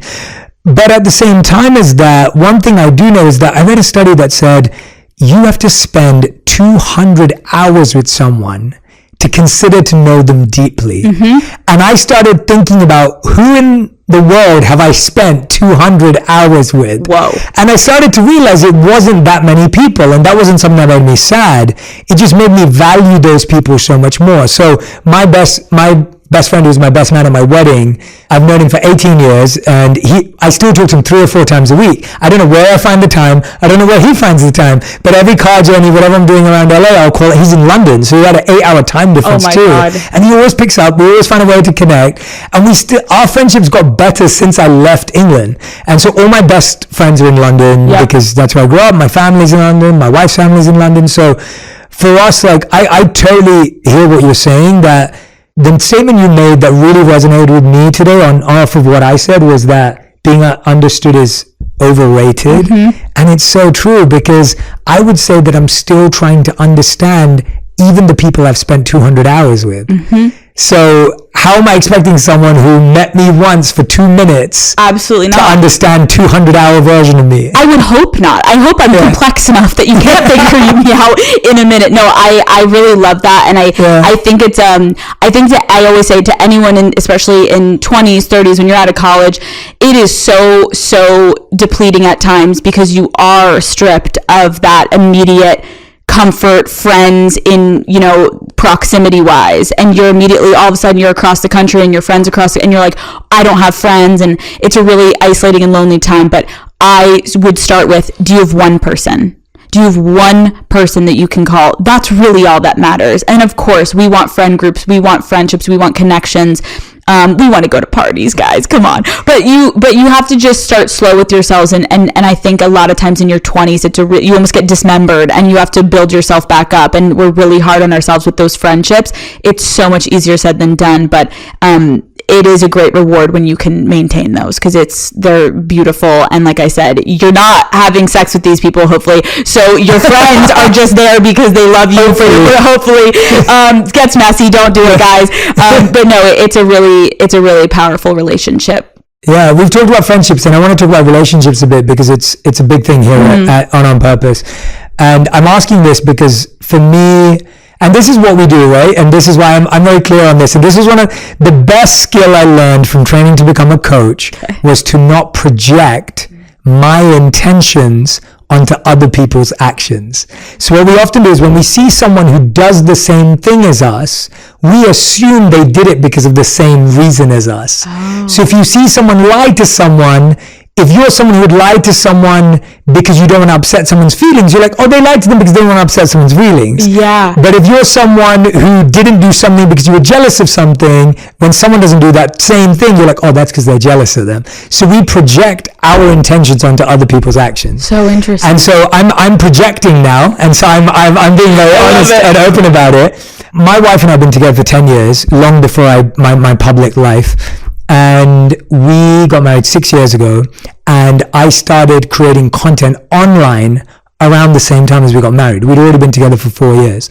And I've been creating offline content for 10 years before I started doing online content. So I did events, and I spoke and did seminars and workshops and coaching and all this stuff. Anyway, for the first 3 years of my content life, no one knew I was married. It wasn't that I didn't talk about it. It's that I used to make 4-minute videos on Facebook and YouTube, and those 4-minute videos were based on ideas. Long-form content hadn't really taken off, and I didn't really feel to post selfies with me and my wife, because I was gaining traction from talking about philosophy and psychology and ideas that I cared about. And we just got married too, and it was all new to us. It was like all of a sudden, like when I would post that I was at a restaurant, people would turn up and things like that. And so I was very protective of my mom, my sister, my wife, and just everyone in my life. And then my first ever podcast episode was me interviewing my wife and us talking about how we met and our journey and everything else that came with that. And that was in 2019 when we talked about it.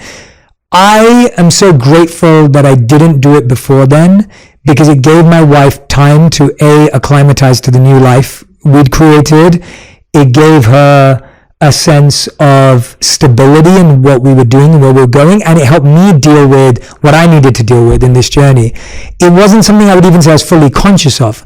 I guess my question to you is, do you think having a relationship that you're open about but that is private consciously improves the quality of relationship you can build. I'm projecting that I think it's healthy, but you don't have to buy into my projection. You know what? I'm gonna buy in. Okay. I do.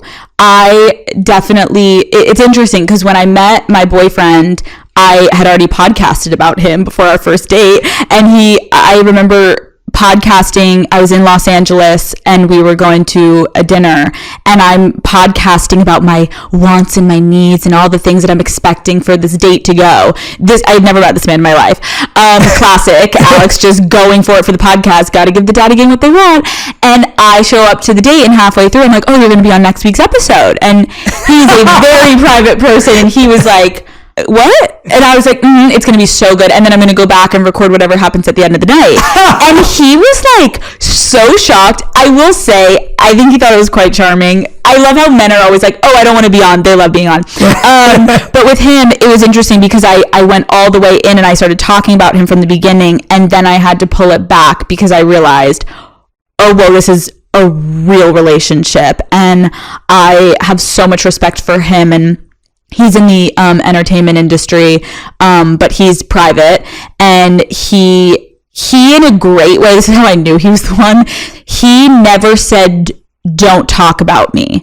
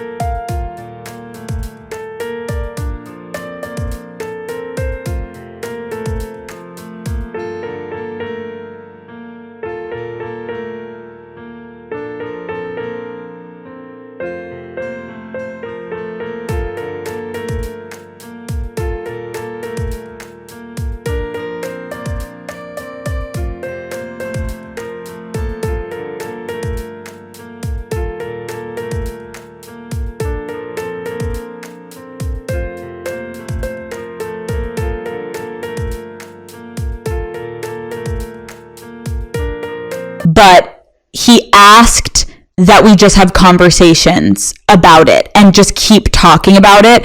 And I've had past relationships where it was like, F your show, I don't care. And he has such a respect for my craft that he recognizes that is kind of what you do for a living, and your life is your living.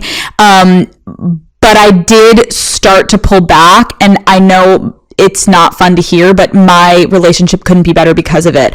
All of a sudden, he didn't have to wake up in the morning and press play and listen to what I said. And we weren't getting DMs about our relationship. And it really allowed us to just be present of, hey, do we like each other? Yeah. I've said to people, and I'm not judging people that post on social media with their partner. I always just like to check myself, and then I just tell people what I'm doing. And if you want to, do it too. But it's like, there's some relationships I worry, are you just together still because the public loves you? And that is not healthy. And I think that with social media, people can become addicted to the concept of this perfect relationship and what it looks like. Well, what is it like behind closed doors? I am so fortunate that I don't have that with my partner. I'm with him because I love him and I love our relationship, and none of it is contingent upon either of our jobs. So that's been very healthy. Was it hard? Yeah, of course. There's great content in there. And occasionally I will share, but I told my listeners one rule that I implemented with my partner was, if we have an argument or a fight or a disagreement or whatever, and it's an open wound at the time for the relationship, I made the mistake once of going and talking about it on the podcast too soon, that we hadn't even healed. And my partner is so mature that he was like, I love you so much, but I think we need boundaries, because hearing that is not fun. And it almost made it worse for me because we haven't resolved it. And so now I have this I have a boundary where it's like a couple months later, I can totally talk about it. Because he was like, some of our arguments are great for couples to think about and talk about. They're very relatable. But I think in the moment, it's always good to just put my relationship first. And it doesn't mean I'm not putting the show first. It's just having a good set boundary that I didn't have before. And I'm really, really happy I've done it. Yeah, I've loved hearing today about how many different boundaries you put into different areas of your life. You're winning at boundary setting. Like, no, but it's so important, because I think the problem is that we think of life as either or, and life is more boundaries and layers and levels. And it's like, we think, I'm either close to this person or I'm not. And I'm like, no, you're closer to this person than this person. Yep. It's not that you're close or not. And I think when you start looking at life as degrees, and you see a little ripple in different degrees versus like yes or no. Absolutely. And I think the concept of, again, this is all for public consumption. Yeah. Posting your partner for people, in my case, that I don't know, right? And even a lot of people, even if you have 1,000 followers on Instagram, do you have 1,000 friends? Absolutely not, Becky. Okay, you do not have 1,000 friends. So I always am also just like, what is the motive behind posting your partner? Is it to get validation that you're not getting in the relationship? Is it to seek approval? Is it to show off something that you're proud of, but well, if you were super, confident, like, would you need that exterior validation, right? And again, I'm not saying not to post your partner. It's really just, I think with social media, we've been so quick to just throw stuff up about our life. And it's like, well, why are you doing that? Who was that for? Why do you feel the need to show people that you don't even know how your relationship is going and write these long captions about it? I totally get trying to connect with people. But there is a level that I started to find of like, I think I'm just doing this because this is helping content. It's not good for my relationship. I need to pull back. Yeah, and I love that who it's for question, because I do that exercise with myself when I post stuff. Like, I post certain things and I know no one cares, but I really care about it. Like, it's a big deal for me or whatever.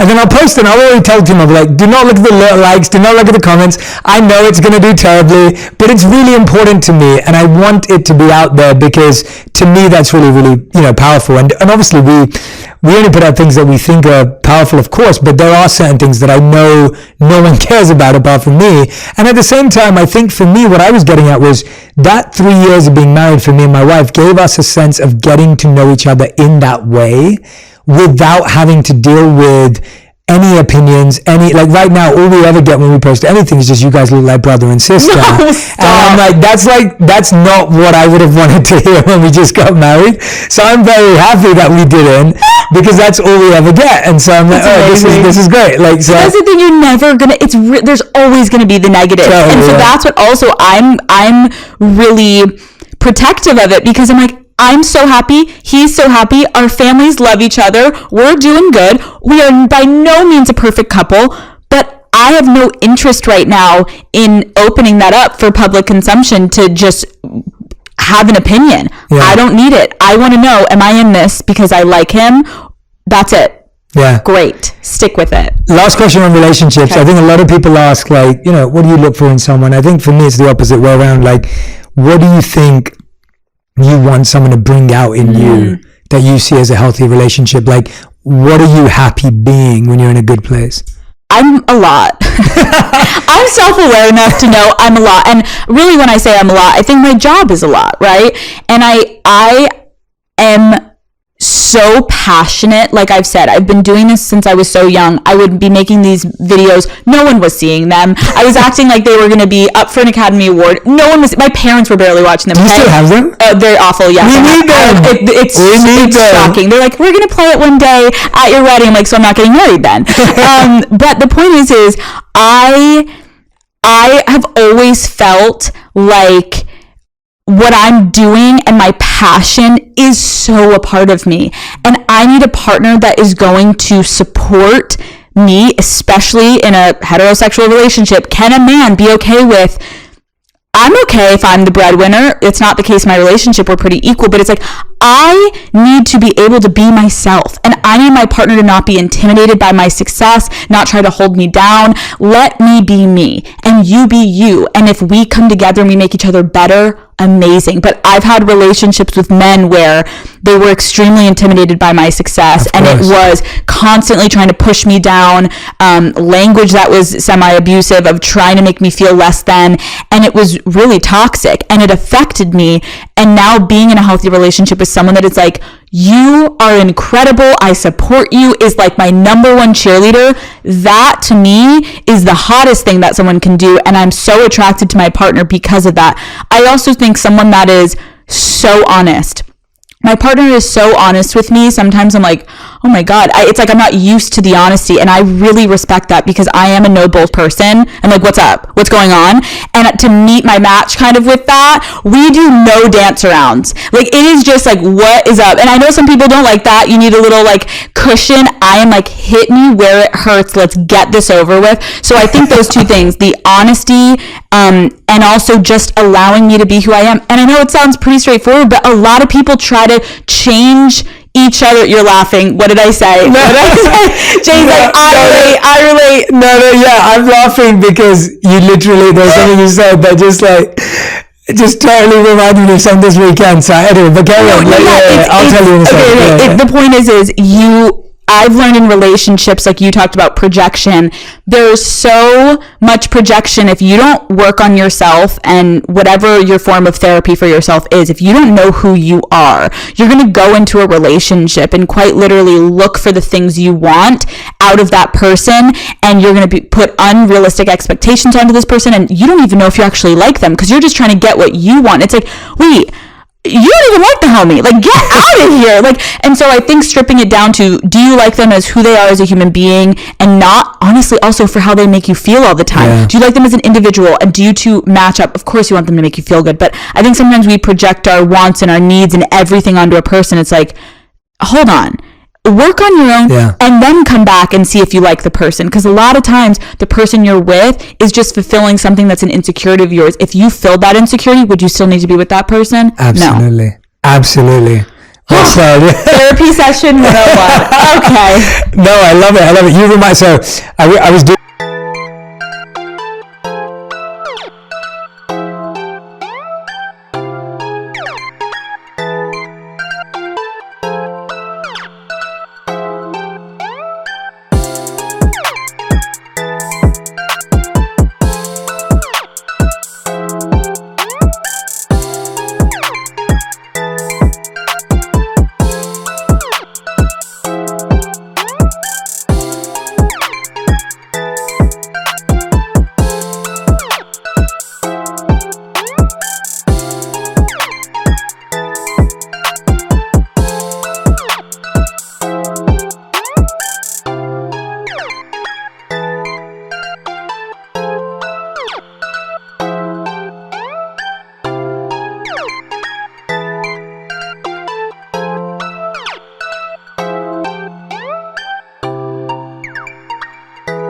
something important last week, and my wife is doing something important as in being at a wedding. Yes. I was gonna open this entire episode with, so how was the wedding? I'm gonna start interviewing. I will tell you that something. I will tell you about it offline. I will tell you about it offline. But I was preparing for something last week, and my wife is that person to me. So I know that, and I have an amazing team who's very honest with me for sure. Like, I definitely, like, we're looking at headshots for like my book coming out next year, and so the team is like, look, and we were like, no, like, I'm doing it with my team, and it's always the most painfully thing of like, looking at your own face and all, And anyway, but my wife like takes it to another level. So she's like, all right, do your speech in front of me. So I'm like, all right, I'm gonna do it, and I'd set myself up for it every time because I know she's going to give me really good feedback, but my male ego can't take it.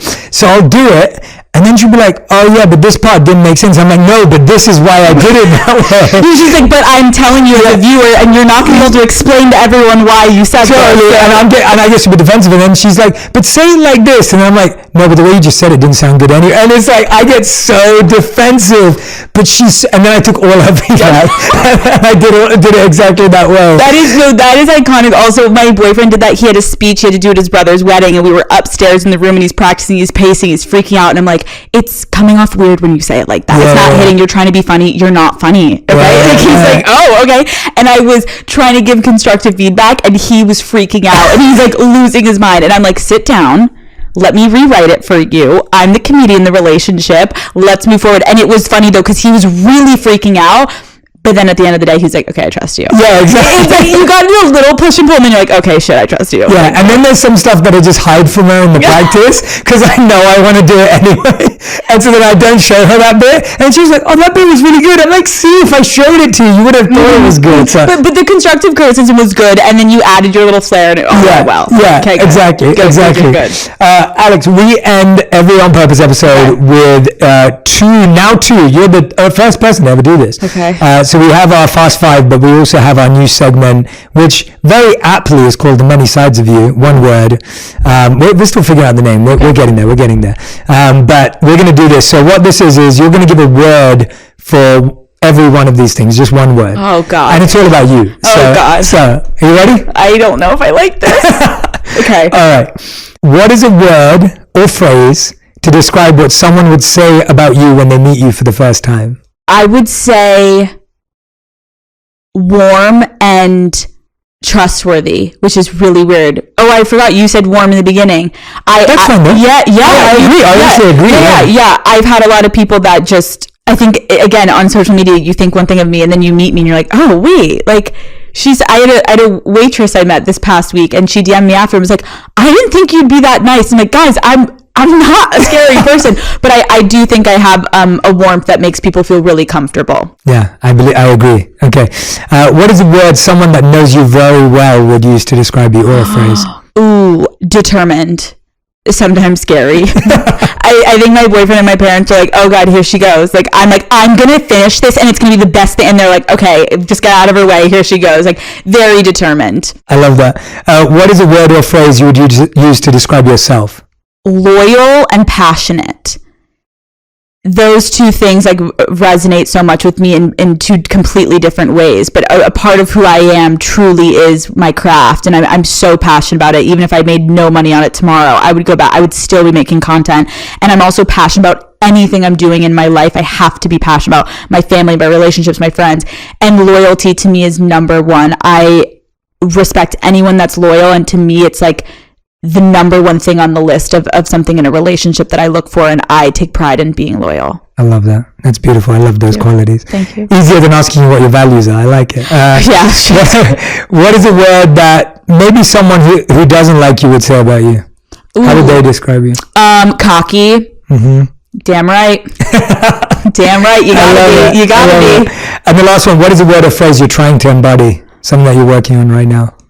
Intentional. Mm-hmm. I really am trying to, in every aspect of my life, always ask, what is the objective? Try to be more intentional about things, because I think when you do things with care, everything is better. People feel better about it. Mm-hmm. You feel better. And also there's a different radiating effect when you're intentional about things. So whether it's in my relationships or my craft, I'm very trying to be intentional, especially this year. I love that. That's a great word. This is a good game. That's great. You did good. All right. These are the final five. But before we do that, I want to ask you, Alex, was there anything that you shared anything you haven't shared today that you really wanted to share, or something you wanted to talk about? And I'm asking this online, offline, as just to honor you in terms of if there's something that we've missed, or do you want to dive more into and I'm happy to, because I could talk to you for hours. I have no time limit. I'm happy to dive into you with talking more about the entrepreneurship side and the craft side and the business side. I think in a really cool way. I didn't know where this was going to go today, and I'm really happy. I hope that who I am behind the camera kind of came out today. And I guess I would just say to anyone listening, and this is not a plug for my show, it's more I think this year I've tried to start, especially when I'm sitting down with people, to give people the benefit of the doubt and a chance to hear, even if I have misconceptions about someone. And so I just hope anyone listening, if you maybe had a judgment about Call Her Daddy back in the past or of me, I ask just to be open-minded and kind of just give it another chance, because one, I think everyone deserves that, and two, I really am proud of what I'm doing, and I'm proud of the show and the direction it's taken. Not to say that I'm not proud of the past, but I think people would be surprised at where it's gone and how much it's grown. And I just would ask for a chance and give it a listen. And that's it. I love that. I love that. And you're doing it. And honestly, I keep saying, you don't need it from me, but whatever it's worth, it's I just love watching people grow and try new things and take risks and do something that's fresh and new. And then everything you said about impact and responsibility, and even the interviews you have done, like for me, it's beautiful to watch that. And so, congrats, not on this external success, of course, on that, but more on like doing the hard thing, right? Like that's what's more interesting to me. And I think as a creator and as a host, it's like doing the hard thing. It's like to keep feeding whatever everything when everyone wants is easy, but to actually switch and say, I've changed, I've grown, I've evolved, and this is where I'm going now. That's where so many people at 50, 60, 70 years old feel so empty, because for the last 25 years, they just did what other people wanted them to do. Totally. And it's like, you got to go for it. I just don't want to be in that position. No. Anyone listening, if you've wanted to do something, you got to go for it, because we have literally no idea how much time we have here. And that's what I'm doing with this, especially this season. I'm like, I'm going for it. I believe in something. I'm going to go for it, and I'll handle whatever comes with that. Yeah, I love that. All right, Alex, I've got 5 questions left for you. These are the fast 5. Okay. Alex Cooper, these are your fast 5. Question number 1, what is the best advice you've ever received? Oh, this is so generic, but it's so true. It's from my mother. Be yourself.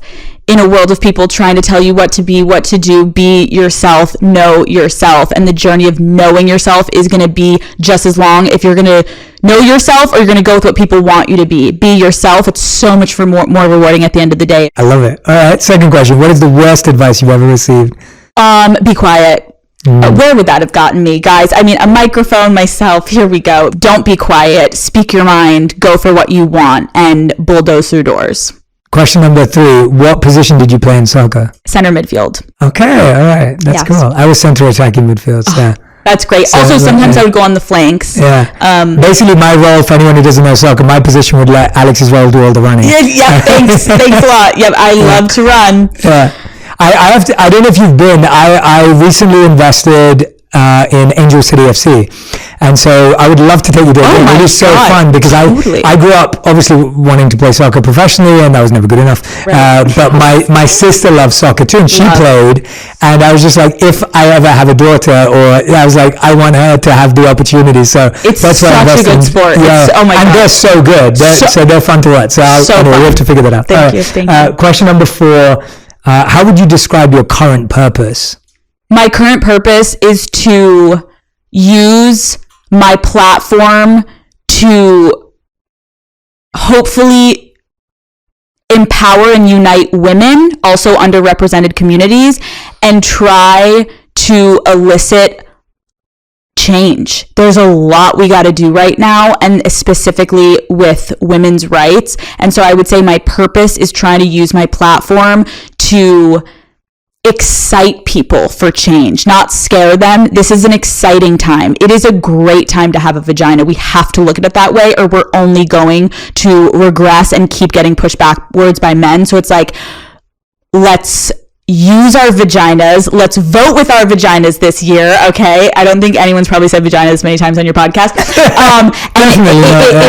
It's to inspire and bring people with me on this journey of educating myself and taking my education public.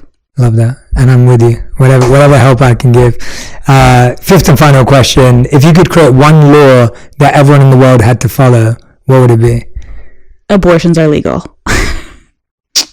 Well said. That's a real law. Thank you. That's a real law. Yeah. Now let's put it back where it was. Yeah. Amazing. I love it. Alex Cooper, everyone. Thank you so much for having me. Oh, no, thank you. That was, without a doubt, I think the most fun I've ever had. That was so much fun. That was unbelievable. I am honored to have been here. Thank you for giving me the time and the space and your platform. This is amazing. No, I am so grateful, honestly. That was smart, funny, intellectual, thoughtful, deep. I mean, it was every emotion I want to feel on any given day. And you are just an absolute, I don't know what the right word is, like, you're a maverick. Like, it's just, it's amazing also I love witnessing high performance.